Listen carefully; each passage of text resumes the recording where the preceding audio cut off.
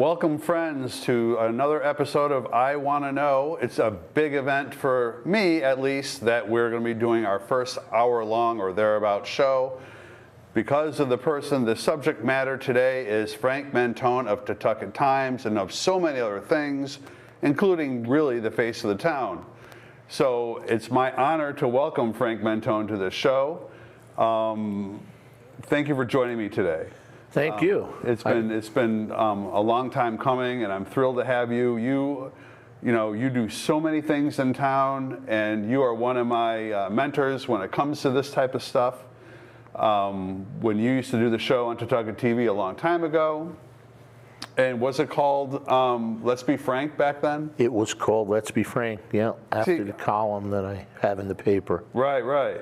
And I would have named it Let's Be Dan, but nobody really wants to be Dan, let's face it. But a lot of people like to be Frank.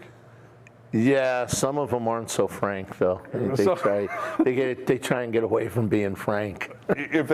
When they are frank, they try and get away from being frank? I used to end the show by saying, you can't always be frank, so be honest. There you go. So you do a lot of things. You are the publisher and editor of Pawtucket Times, the town's newspaper. You used to be on the board of directors, as I am, of Pawtucket TV, and you used to have your show. How long was your show? How long did it run? How long did it run for? It ran for about 5 years, maybe. I'm bad on dates, but it ran for a while. When we started it, we wanted it to be a show that would advertise businesses in the town. But because of the way it's set up with grants and stuff, you can't really do advertising, which you probably know, doing your own show. It's a very big challenge for us. Yeah, so it was like we could have the guy from the pizza place on explaining his family history about his pizza place, but he couldn't tell us, pizzas are this and... Or it can't be like, I Want to Know with Dan Armin, sponsored by... Right. And that's what we were going to start doing, but we didn't realize it until we got into it that we... I think, we're going to get to that point where we can't. That'd be great. That's my goal, because we really, as you know, we have our challenges, right? Yeah. And they're just obstacles that we can't overcome. Right. Let's not put the cart before the horse, and I always do that because you're so easy to talk to, right? But I kind of want to work in succession so I can follow myself at least. I'm just following you. Good luck with that. So you grew up in New Haven. I did. I grew up in the hill section of New Haven. Okay. And you have had, you were a family with 2 other siblings and parents. There were 5 of us. What did your folks do? My dad worked in a factory, 4th grade education, pulled out of school in 4th grade. He was the youngest of 13. Wow. And he had to go to work. He was driving a bread truck when he was 12, because back then nobody ever checked, and it was like 3 in the morning. So who's to care? Yeah, and he worked in the factory, and my mother was a stay-at-home mom. Even though we never had a lot of money, Dad was old school, and moms don't go to work; they stay home with the kids. And plus, with that size family, that was a full-time job. Well, she actually used to babysit for neighborhood kids for like $3, a week or something like that. And so we always had a bunch of kids in the house. And, we didn't know we were poor until we got older and people told us we were. Well, we were talking before the show about your history, and like you didn't have hot water until you were 4. No, there was no hot water. And then the first time we had a place that had a bathtub, I was afraid to go in it. I was like 5 or 6, and I thought I was going to drown. Yeah. Because we took our baths in front of the sink. Right. And the neighbor called the cops because I was screaming, and we had just moved in, and she thought my mother was trying to kill me. And cops came knocking at the door, and there was my mother with soap all over her hands, her apron, yelling, "I'm going to kill you." Now I'm going to kill him. Yeah, but it never happened. And we finally figured out how to take a bath in the bathtub. Without screaming, without being terrified. It was scary. When did you move to North Branford? 33 years ago. When I got married, we lived in East Haven. Oh, in East Haven, there was the intermediary. Yeah, that was as soon as we got married and had a couple of kids. And at the time, I'll be honest, I didn't like the East Haven school system. I can't say that in family things because all of my cousins went through the East Haven school system and they get very upset. So we moved to North Branford. Just tell them it's not personal. No, some of them it is, Maybe but most of them it's just, I didn't like the school system. But, and I didn't like seeing some of the things my cousins did coming out of the school system. But, I see. But we we loved it here. And then my son was born. They said new house, new baby, and it happened. Right. And so they all went. All my kids have gone to North Haven, and North Branford. North Branford schools. And all turned out pretty good. Thanks to North Branford schools and their mother. In my situation, it's very much the same. We moved here for the schools, and we've been happy ever since, right? Yeah. What did you go to college? I did. Where did you go to school? I went to Southern, and I went to Notre Dame High School, because back then the inner city was when they were having the riots and stuff, and my father in the 70s, you're saying? Yeah, I wasn't a good fighter, and I wasn't a fast runner. So he said, you're not going to be able to live in that school, even though I lived in the neighborhood. But I went to Notre Dame, and then I went to Southern, and I was going to be a teacher, and I'm old school in the discipline that they were teaching us to be teachers as. I didn't really get along with it, let's say, and it was like, you got to discipline, you got to have some fear. If they don't have any fear, there's nothing, But so last semester I switched to English, and it was going to be English journal with a journalism concentration. Okay. And I wound up, the woman was a really hard worker for the journalism program, and the last semester she switched it, and journalism became a major at Southern. So I am a member of the first journalism graduating class at Southern Connecticut. Wow, okay. When it was a college. Right. And is that what you went into when you graduated school? Did you get into journalism right away? I didn't get into the writing part because I tried to get jobs in writing and nobody wanted them. And I actually in high school had worked in a mailroom, and I was coaching some youngsters in when I was in college. And For baseball? No, basketball actually. And when I got into trying to find a job, I found that it was the only way I can get a job is in circulation because of my connection with kids, because back then circulation was kids delivering the newspaper. Oh, I follow you, okay. And my journalism degree, so I was familiar with how newspapers were put together and everything. So I started out in circulation. Then I went from circulation to operations manager to general manager. At what paper? I was with, the first job I had was at the Ansonia Sentinel, which is no longer. And then I was working for the Milford Citizen, which is no longer. And finally, after different buyouts, it was the company that owned the New Haven Register. Was that Tribune? I mean... No, at one point it was... Tribune is rather recent. Yeah, right? No, at one point it was Journal Register Company at the time. And JRC. JRC. Yeah. And I worked... I didn't work at the Register. I worked for the Guilford papers, with Shoreline newspapers. I worked for all of them. I was the operations manager, and then they sent me to the printing company, and I don't know anything about printing. And they made me the general manager at the printing company. And because when I was 16, I worked there in the mailroom at the same company. Oh, I see. Now, it was different owners, but they said, well, you know the place, and I was good with numbers, even though I hated numbers. Mm-hmm. So they made me the general manager at the printing company. Was it printed was it printed on the Shoreline? The printing company was in North Haven. North Haven, okay. Right on Washington Avenue. All right. Right across the street from where the old Dino's used to be, in that industrial park. Mm-hmm. So I was there for a while, and then left there, and then chances were that we were printing the Totucket Times at the time. So I never really wrote. I wrote when I was in high school and college, but I never really started writing till I got to Totucket Times 20 years ago. And it's really like most often, right? It's just like a life path. You get your education somewhere, and then you float into whatever you float into. I mean, that was kind of like my experience as well. Yeah, it was here we go. I was like it came up, the paper was for sale, because Bert Bonnell and Anthony Esposito from town had started it, and they were just getting tired of doing it.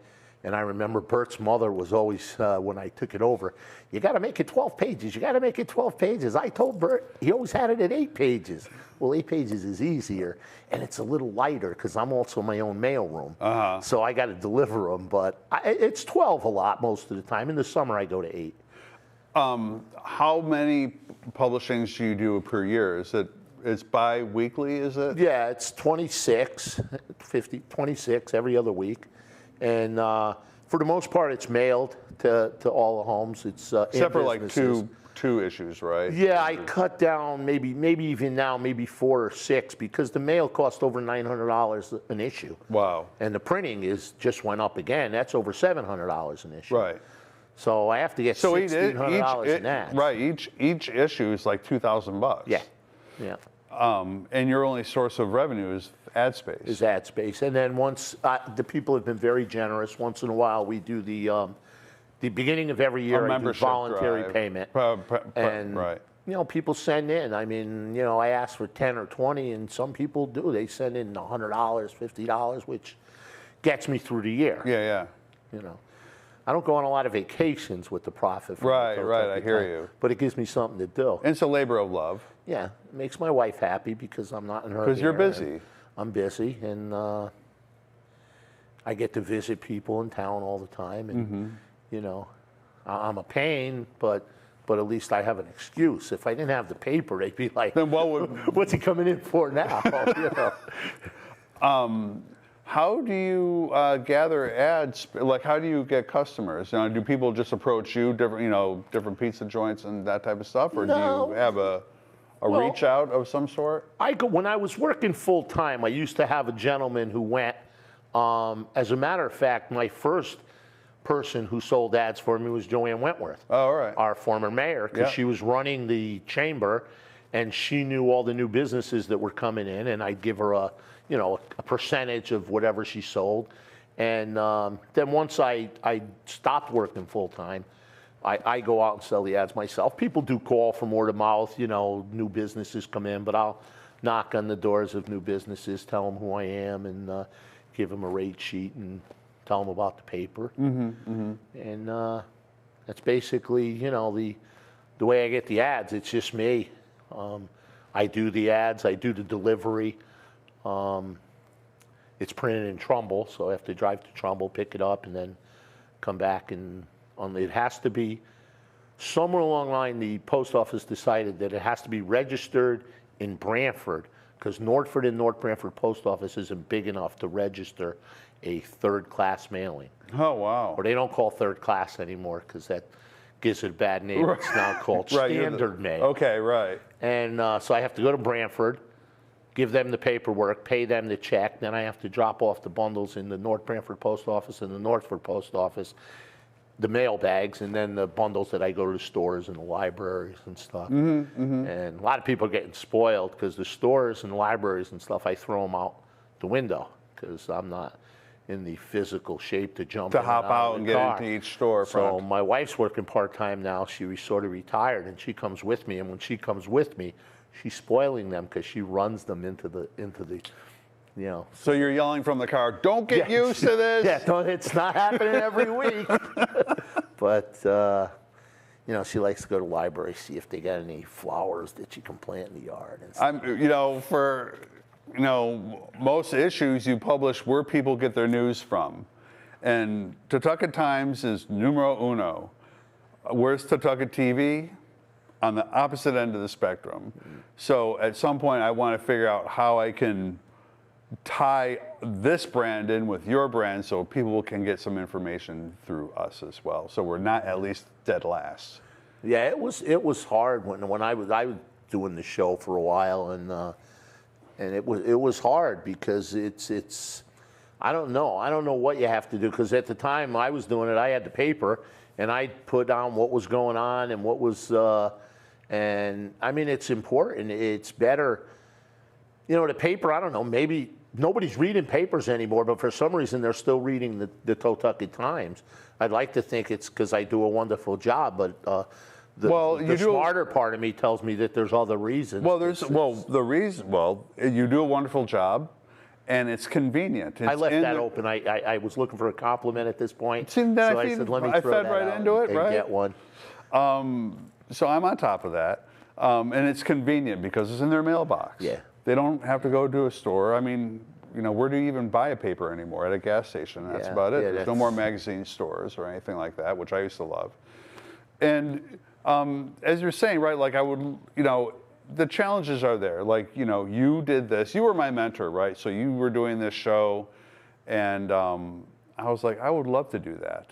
You're like, well, good. Then you do it, and I won't anymore. I'm done. I'm out of here. That was perfect. Convenient. Because I was on the board, and we were looking for other people to do shows. And at one point, we had a sports show, and people just stopped doing it.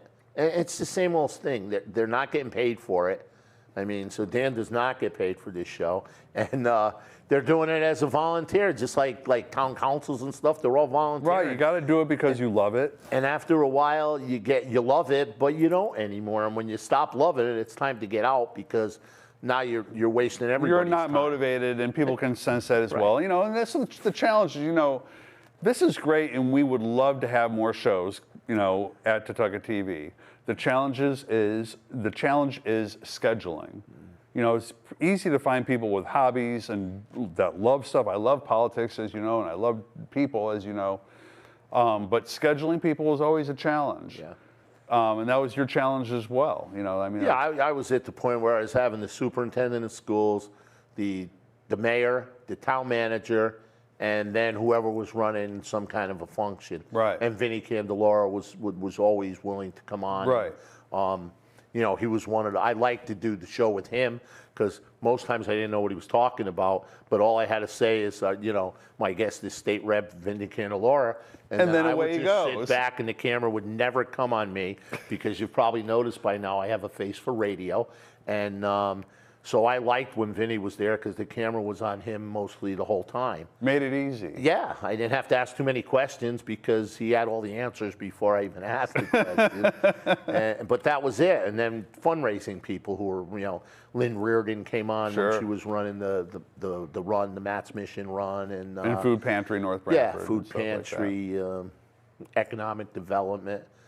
But, and every year we'd get the Potato Festival people. And that was pretty much after a while, you were begging people to come on. And they don't want to waste, in their mind, a half an hour. It's like. Well, the good thing with doing Senator Cohn and Ben Candelora is that things are always moving politically, right? So it's always, every couple of months it's really easy to get them back in here, and even if not in session, stuff is happening.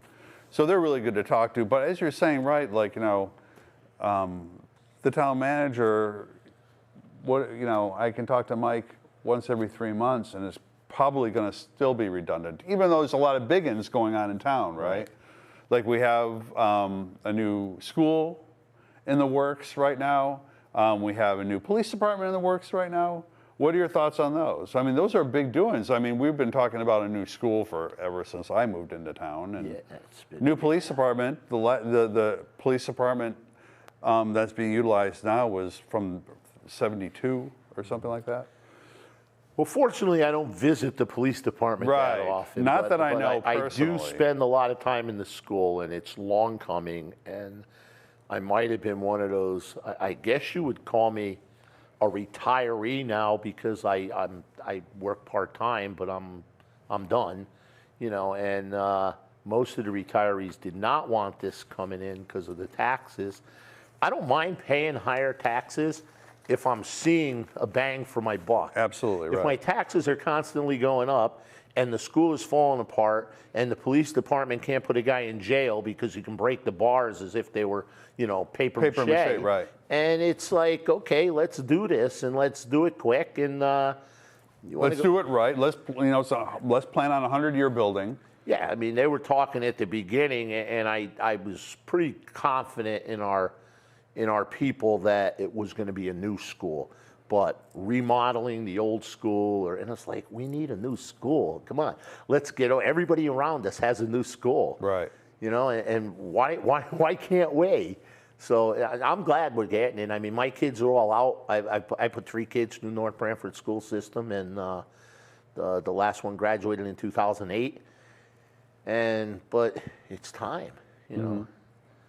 I mean, it's time for the kids to be proud of where they go. You know, other than, you know, the school system I think is fine. I might be prejudiced or biased is the word, but I think we have the best superintendent of schools around. He's there for the kids no matter what. I may not always agree with what he does. But we don't agree with everything Don't agree with anybody anything does. anybody does. I don't agree with everything my wife does, but he's there, and he wants it to be better for the kids. And but for the kids to have to go to a school that's leaking and falling apart, and it's like, you know, where do you go to school? I go to North Branford, and you know, it'd be nice for the kids to be able to say, I go to North Branford. Right, You know, that right. school right there. Look at it. Well, you know, it's a sign of how the town where its priorities are. And when the school was so dilapidated, where our kids don't use the bathroom because they're so disgusting. Freezing in the classroom. Yeah. Because they didn't have heat working. Right, right. Or in one classroom. I mean, the stories are endless. So now it's a big move for us. And I'm very proud of us for finally getting this done, along with the police department. Yeah, Again, it's not just a place where people are incarcerated. It's a place where we can have meetings and get a lot of their business done as well. Yeah, at one point when I first got involved in stuff, we used to have meetings in the little conference room at the police department. That was one of the places they allowed like nonprofits and stuff to have meetings. And then they had to stop because it was, you know, Flooding. It was, it just wasn't. Sewage. They didn't want anybody in there. It was like, nah, sorry, you get the library, use the library. Right, right. But it's not. It'll be nice, I think, to have a new police station there and a new school, definitely. What did you do first in the community when your kids were young? You were a coach. Yeah, I mean, I was working a couple of jobs when my kids were young, and I started out with, I actually didn't want to coach my kids. I had coached soccer at Westbrook High School. I was an assistant. Didn't know anything about soccer. But like today, it's hard to get coaches because they're not high in the budget, you know. Many times they're pay. volunteers as well. And it's, you know, high school coaches are getting, you know, they don't realize that the coach is working 12 months a year.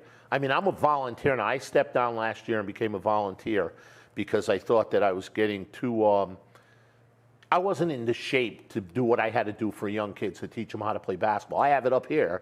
So we hired a young kid who's a teacher. And I volunteer. I go to all the games.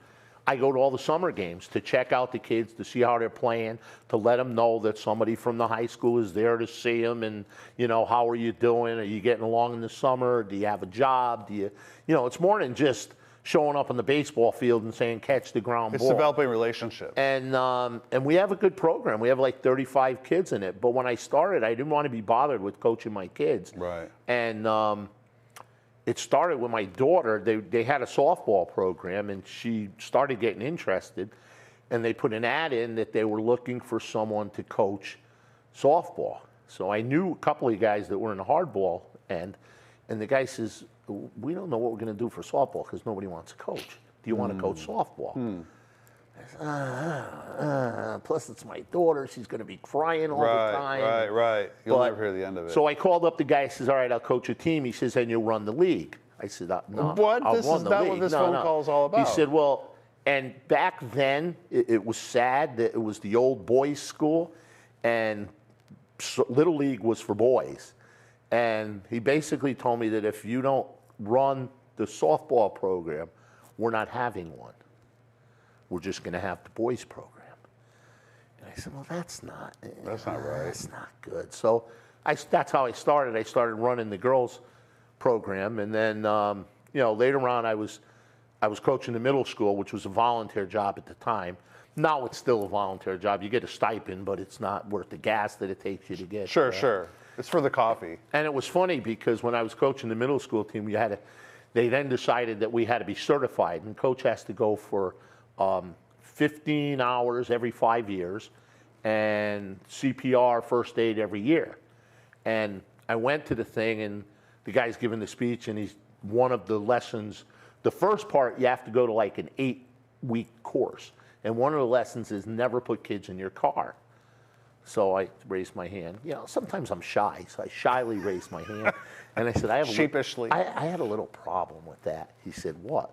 I said, I have a van and I'm the team bus. Me and the other coach are the team buses. We take the kids to the away games. If I can't put them in my car, we Then can't how are we going to play. do this? Yeah. So then we went back and we wound up getting a bus, and then we used to pay for our own uniforms. We used to have fundraisers, Right. but now the school takes care of all of that. Right. And again, it was nice. It was started by a few guys, and then I picked it up. And by the time I left, it was under the school more or less than us making up our own schedules. And, Wow. And How did you have the time? Like, that is so labor intensive to figure out this. that's the problem. To once, coordinate with all the other teams. Yeah, once we, Oh, man. well, we would coordinate it with the teams. Actually, we had a lot of help from Chris Webster at the time, was the AD, and she helped us with the contacts for all the teams. Okay. She also made the schedules up, but then we had to do the transportation, and we had the fundraisers for the, so knowing where the games were, that was a big help. All right, And sure. then a few years later, they decided she got them buses, so we had buses to go to the school.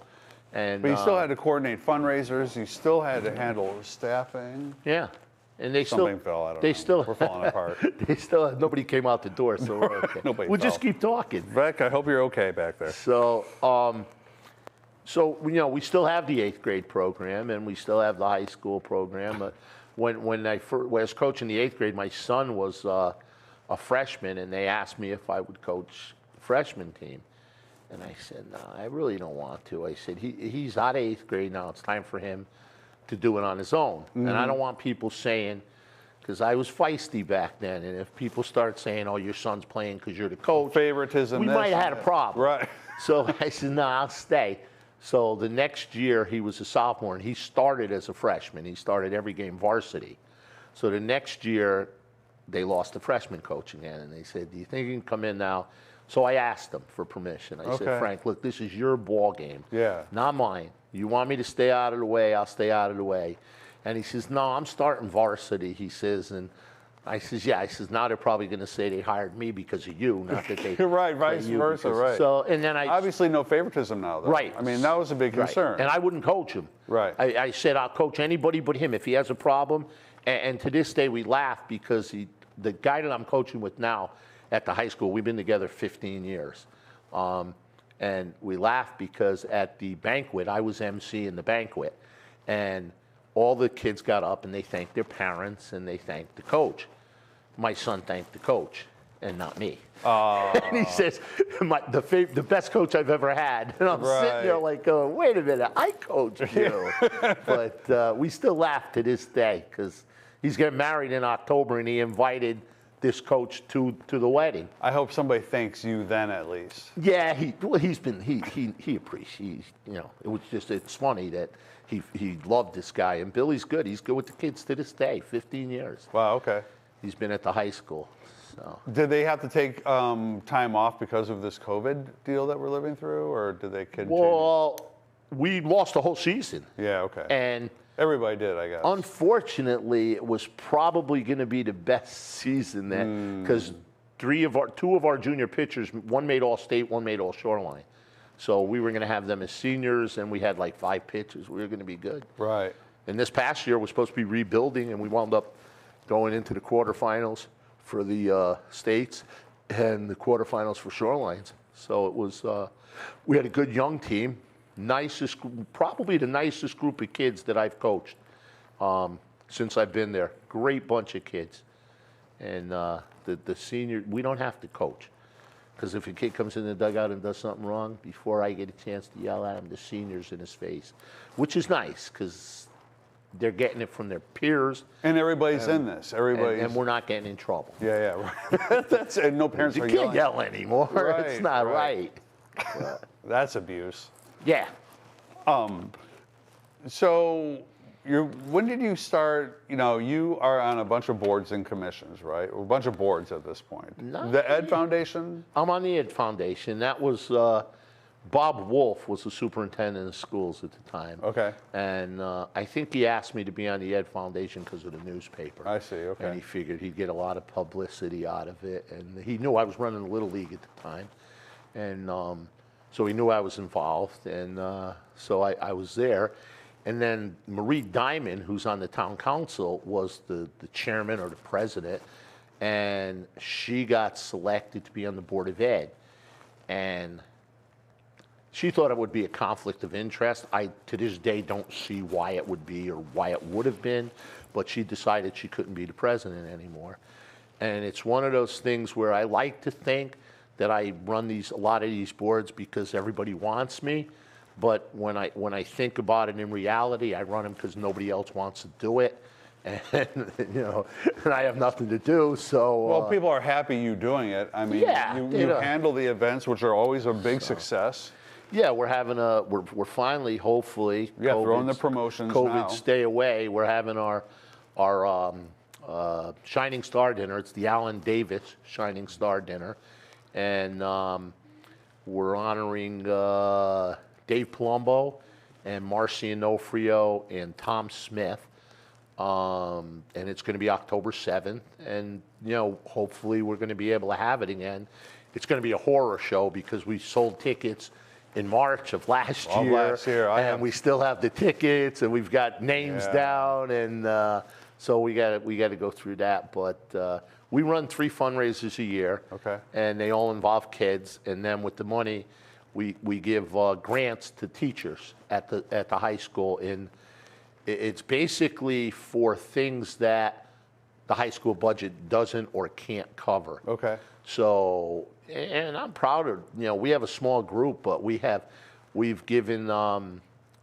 donated uniforms for the band and the chorus at the high school, because the band couldn't join any of these big competitions because they were going in khakis and t-shirts. And you have to have the uniform to join them.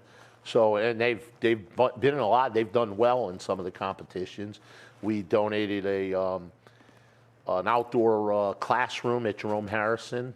So, you know, it's fun. So it's paid off. I mean, you definitely see the fruits of that labor, I guess. Yeah, and to see the kids, I mean, it looked like breakfast with Santa and stuff like that. To see the kids just running around having a good time, and you know, and Michael Auger does a tremendous job with the breakfast. It's unbelievable. It's like the old gospel readings where you start with 7 loaves and he just keeps pulling out of food. And I give him numbers like, I think we're going to have $1.50 this year, maybe 150.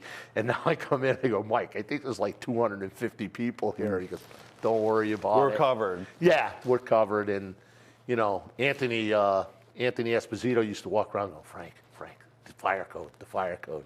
I said, no, they're 250, but they're not all here at the same time. Right. So, and then we made him a man of the year, so then he stopped. So then that was never an issue again. Yeah, we never invited him to the pancake breakfast anymore either. But so how do people find out about these events that you're promoting? we put them in the paper. They're on Facebook. They're in the Totucket Times. Used to be when I was doing the show, I would have myself, but I'd have one of the board members come on and we talk about it on the show. Okay. You know, about the fact that we were having this thing, and it was always the Shining Star Dinner, but Alan Davis was an inspiration behind all of us, and he was on our board, and he was like my conscience. Right. Because I would say, we're not going to do that. And I just look at Alan, and he'd go, all he'd do is go like this, and I go, okay, we'll do it. You know, we'll have to do that. So, right, so we can digress a little bit because Alan Davis was a teacher at the high school. And well, he was a principal of the middle school. Middle school. But he was also a student at the middle school. He went. So he was an employee for 40 years, I think. And he volunteered to be on the board of, on the Ed Foundation. Right. So he was, at first he started out, I changed the bylaws, but he started out as one of the representatives from the teachers. And I said, look, we're changing the bylaws. I said, you're the most, and he would never accept the award. We wanted to give him the award like 2 or 3 years in a row. So when he passed, I called his wife and I said, hey, look, we want to give the award. She says, no, because Alan always said that he didn't want the award. She says, and I can't go back on his wishes. Right. I said, well, okay, now I have another idea. I says, how about if we don't give him the award and we name the award after him? And I got her on that one. Yeah. And he deserved it. I mean, Absolutely. I talk to kids that I coach, and when he passed away, I was talking to one of the kids' fathers, who I had never met before. And the kid's father said to me, he says, you know, because I was telling him how great his son was, respectful and everything. He said, my son was a punk in the middle school. He's talking about his own son. Yeah. He said, but when I was in middle school, I was the same way. And Alan Davis was a teacher at that time. He said, and I used to go in his office, and he used to talk to me. And I told my son, talk to Mr. Davis. And he did for weeks. And all of a sudden, he had a whole new outlook on everything. So he said, he saved my son. He said, or you wouldn't have that kid in high school today. So, I mean, he was a good guy. Yeah, it made an impression on everybody that he touched. Yeah. For sure. Yeah. I was in Italy, and the guy was talking to me about, oh, you're from North Branford, because I had the MB hat on. And I says, yeah. And he was telling me about when they redid the middle school. And he says, I've done a lot of schools, he says, and this guy was on top of every single thing. He said him and the superintendent of schools knew everything that was going on a day-to-day basis. So, again.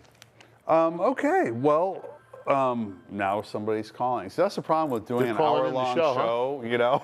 Like anything can happen, a phone call or something falling, I don't know. So let's talk about a little bit about the town. You know, I mean, you and I both love this town. It has just an amazing location, you know, right by the water. You know, we have, you know, everybody in town takes care of them, you know, each other. I mean, that is what makes our town what it is. Unfortunately, we don't have the Poco Fest again this year because of COVID, but it will come back next year. What would you like to see happen with Poco? Would you like to see it grow? What are your thoughts on that? I was on the original committee for Poco, and I'll be honest with you, I have a very different opinion than most people do. When we started it, it was for the businesses. It was to promote our businesses. And my feeling is it got too big for us. Most of our businesses aren't even in it anymore because they can't afford to. You know, it used to be 1 or 2 days. You know, State Rep Candelora would get in a water thing where you throw the dunk tank, and you know, and we had all businesses just advertising their wares, and it got to the point where it became so expensive that the businesses in town couldn't afford it. Okay. But I can see the other side where it does bring a lot of people to our town. It's a great thing for the community where they can get together and you can actually see your neighbor and sit down and eat with them, which we never have an opportunity. The girl that lives she's not a girl, but the lady that lives next door to me, she's my son's godmother. As a matter of fact, her and her 2 boys and her husband are going to Florida for his wedding in October. That's how close we are. I never see her. She lives next door.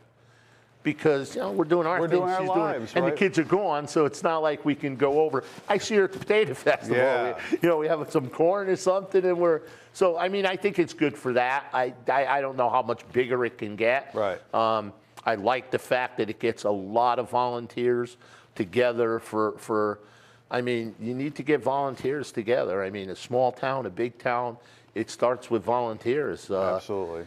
You know, we did a lot of stuff in the baseball program that parents used to say, well, why isn't the town paying for fixing the field or for doing this? So, well, because the town's not going to do it. So either you do it for your kids. Or it's not getting done. Or it's not going to get done. And we're not going to have a batting cage, and we're not going to have this. We're not going to have new dugouts. So, you know, and the town's good. They cooperate with everything, but there's only so much they're going to do. There's only so much money to go around. Resources and everything.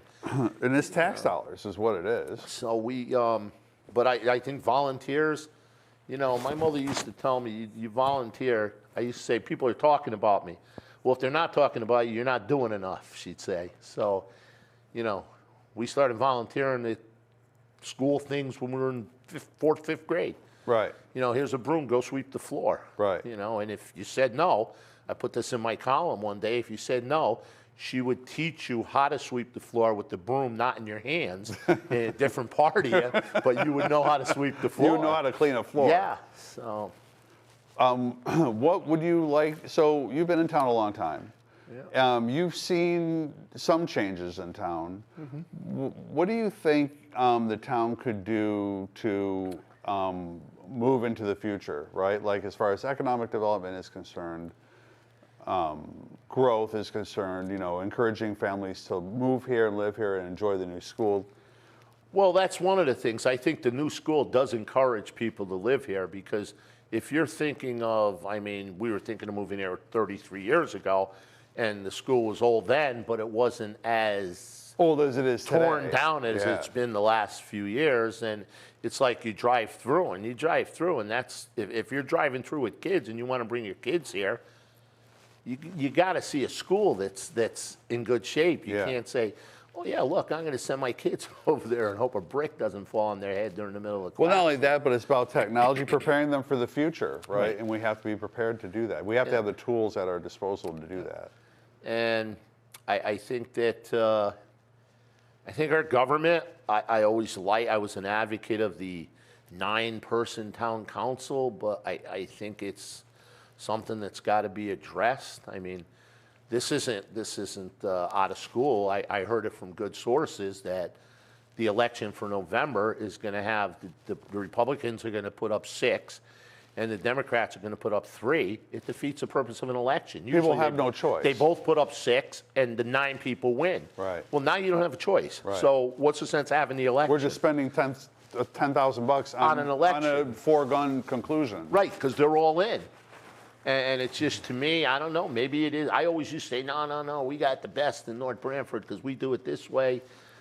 Maybe it's time for the council to look at charter revision. I was supposed to be on the charter revision committee a few years back. I'm not political. It was 10 years. It was more than 10 years. Was that how long it was? Yeah, oh yeah. And I was on, at the time, I was on the Park Rec Commission.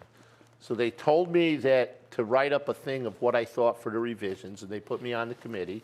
And then I didn't hear about the meeting. And then I called up somebody and said, when's the meeting? And they said, oh, you're not on the committee because you're on another committee and you can't be on 2 committees. I said, that's okay. true, but you could. Do I get the option of resigning from one of the committees? And it would have been just temporary anyway, so it wouldn't have been a permanent thing. But nobody called me, and to this day, I'm convinced that they didn't like, because they were only going to revise like 2 things. And I said, if we're having a charter revision, let's go through the whole thing and go from A to Z and revise what needs to be revised. Right. But I was on the ethics board at one point, and one of the parties would not. We can have an ethics board with 4 members, but we needed 5 to have a vote. And one of the parties would not put a 5th member on it, so we had an ethics board. But it's again a worthless. It's a worthless entity because you can't take any action. So it's that's politics. I think it might be time. I mean, for a person who's going to make a decision, he's making a decision knowing that in 2 years he's going to be reelected or not elected, and he's got to do what's best for the town. What do you think about term limits? I'm not sure about term limits because I think that in some cases I think it's bad, but I think that if you have a good person who's doing the job and they want to, like the guy in North Haven, I think he does a tremendous job. He brings all kinds of businesses into that town and everything, and I think term limit for him would hurt North Haven. They would say cut off the nose to spite the face of the situation. Yeah, I mean, like we used to have a rule that you had to live in North Branford to be the town manager. Right. Which was like, it limited us. It totally to who was our town manager. I remember that argument, and I was like, Yale doesn't mandate that nurses or doctors live in New Haven. Right. They need the talent. Well, even cops in New Haven. You don't have to live in New Haven to be a cop in New Haven. Right. So then that's over and done with. So then it's kind of up for debate. And it's a tough job. I mean, again, the way our economy's going and everything, people don't, you mentioned earlier volunteering. People don't have the time to do, and to be, I've been asked to be on the time, not this year, but in past years I've been asked, I'm an independent, I've been asked by both parties to run. And it's like, you think about it, my wife jokingly says, yeah, that's all you need is another job where you don't get paid. But you think about it, that these people, as much as sometimes I used to hang them in columns and stuff, they're volunteering. Right. And they're volunteering not just one night a month or 2 nights a month to be on the town council, but then they go to meetings and they got to study the minutes and all this other stuff. You're not getting a lot of people that still want to do that. And going through the budget is a big process, right? Yeah. Knowing the budget and analyzing it and figuring out what to move around and where and book out. And if you get 1 or 2 that are doing it for the wrong reasons, you got a situation where it's not, and something like this year where everybody who runs is on. Right. Well, what's the difference? Right. It's Right. It's not like we have a choice. Right. So what choice are the people getting? They're just getting the 9 people that were silly enough to say we want to run, because other people said, "No, we're out of here." Right. Right. So it's a challenge. I mean, we have to attract volunteers, including political volunteers. Yeah. And understand that, it's the volunteers in this community that are really changing the world, changing the community. Yeah. Okay, well, so what do you see your big challenges are, as far as the paper is concerned, as far as the town concerned, what are you focusing on? And then what do you think are the best qualities that we have, and what are you really confident moving into the future that we're going to be really good? Well, my big challenge is waking up tomorrow. Okay. That's one of my bigger challenges. I hope that's kind of basic. If I get up in the morning, I'm pretty good. One day I woke up with no pain, and I thought I had died because I didn't feel any pain. And then I stepped on the floor, and the pain was back. So I said, "Okay, I'm still We're back alive. to reality." I'm still here." But I think that the paper, as long as I could keep doing it, I enjoy doing it. People enjoy reading it. I don't know what the future of the paper is, because the future of all newspapers is everything is Online. online now. And I started doing Facebook a little more. I never wanted to do it. I do put the whole paper online so people who don't live in town. But I think that our people still in this town want a paper, because it was when they did an independent study, the people get most The of their news. POCD, we all know out of it. you're going to rub it in again. Yeah, but that was surprising to me. But and they get it in their mailbox, so it's easy. They can either read it or throw it away. I did a column once on the different uses for the newspaper: lining your bird cage, wrapping fish, wrapping Confetti. paper. Yeah, there was a whole bunch of stuff, box stuffing. When my son moved, his fiance bought all this bubble wrap. She must have spent $200 on bubble wrap. You're like, I have all these papers right in the garage. My garage is full of Totucket Times. You don't need bubble wrap. But and I think the town's in the right direction with the school, with the police department. I think they have to keep the volunteerism going. And again, with the charter, it's hard to get people to volunteer. 9 people to volunteer as much, and then the Board of Ed, and you've got other commissions where, and they're all volunteers. We have all these different boards and commissions in town, and they are all volunteers, whether it's the Board of Ed, Town Council, the Ed Foundation, Police Commission, Fire Commission. Everything that runs this town, other than the few paid employees in the school administration, they're all volunteers. And you're basically doing it in public works. You're taking a beating because it's the old thing: if you do a good job, nobody knows nobody it. cares. Nobody cares. Like, you do a bad job and you're in the paper and it's a big to-do. Yep. My uncle said to me once, I was running a carnival or something, and I was going to get a shirt that said, Carnival Chairman. And he said, if you have to wear the shirt, then you're not doing the job right. Everybody should know you're the chairman. You don't have to wear the shirt. And that's the problem. If people are doing it for the right reasons, they're not getting any glory, but anytime there's a little something goes wrong, town council did this, the police commission did this. And so how many people want to continue to do that? They either have to have a love of the community, or they have to have a love of themselves. And if they have a love of themselves, that's not the best answer as to why we want to That's not the right motivator. Right. So it's hard. That's why, again, go to a first selectman or something. But what are you going to do with 9 people that are just walking in because they're not getting elected? They're just Right. they've not you don't get elected to the council. You volunteer for it. You're just a shoo-in. Yeah. Well, okay. Well, any other further thoughts? Again, thank you for being my inspiration, honestly. I remember doing your show on economic development issues and that type of stuff. And, I really enjoyed it then as much as I enjoy it today. Now I'm sitting in your seat, and it's a real pleasure, honor to do that. So thank you from me to you. Thank you very much for giving me the inspiration and the encouragement that you have, and all the advice over the years. I tried, no problem though, because you're not sitting in my seat, because my seat was in the old in the old building, behind the desk. Because behind the desk, it was dark and gloomy, and you got flowers over here. They're probably fake, but yeah, they are. You're not. Well, now they are. Yeah, I mean, you got some stuff around here. It's and we have a great studio, which I'm very proud of. We put a lot of effort into this building. So people should be, want to come on here. I don't know how long we did. You got the thing in your ear. I don't. We're at about 50 minutes. But we're doing an hour show. A half an hour show. People don't know it. They're always worried about, oh God, a half an hour. And all of a sudden I'm saying, when I was doing the show, well, that's about it. Do you have one last something? And they look at me like, well, wait a minute, it's over? Yeah. So, I mean, to come on, it'd be good to, whatever you're doing, get the word out to the people. It helps the people in the community know more about what's going on. Because people do watch it.